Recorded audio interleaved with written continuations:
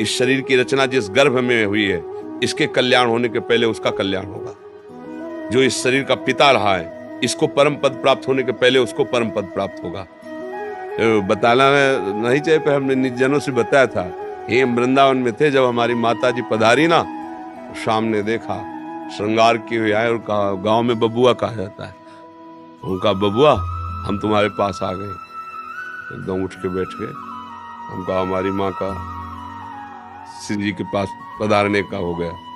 मनमोहन बाबा थे, उनके पास फोन रहता था, तो उनके पास कभी फोन आया तो उनसे पूछा, एक बार फोन करके पूछो। उन्होंने पूछा, हाँ। बोले माँ पधार गए। कहा हमारे पास आई थी, गए।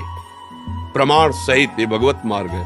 प्रमाण हृदय को मिला कि मेरी माँ मेरे से पहले पहुंच गई, जहां मुझे जाना है मेरे से पहले पहुंच गए। हम अपने पिताजी की बात बताए, नंगे पैर हल जोतते थे, कभी जूता नहीं पहने, कभी शिलवा के वस्त्र नहीं पहने, ऐसे ही चद्दर बांध ली, नीचे मार्किन, किसान आदमी, कोई बाहर पैसे की आय नहीं, कोई खेती से खूब अन्न धन ऐसे सब। और मरजाल की अधर्म की बात भी कहीं घर में हो जाए, बाजार से कभी सब्जी मसाला नहीं आया होगा, हल्दी की गांठ जो खेत में पैदा हुई और धनिया पीस के छौंक के वही सतोगुड़ी, मोहल्ले में प्याज लहसुन नहीं। और इतना सख्त शासन उनका, ब्रह्म ऋषि की तरह थे। जब वो किसानी में जाते थे ना, तो हल, बैल और एक झोली, झोली में गीता जी, छोटी सी रामायण, गुरु की पादुका और गंगा जल और सेवा का सामान। 10 बजे तक हल जोता, ठाकुर जी विराजमान करके नहा धो के पूजन किया सब। पहले उनका जो भोग पहुंचा तो खड़े होकर पहले एक बार ऐसे देखते, कोई साधु महात्मा दिखाई दे, कोई हम नहीं तो बैठ गए, भगवान का नाम धर ऐसे कि उन्हीं का प्रभाव, उन्हीं का प्रताप। देखो अपने लोग भगवान के मार्ग में, अगर उनके अंदर तप और पवित्रता ये ना होता तो हमारे आचरणों को कैसे बल मिलता।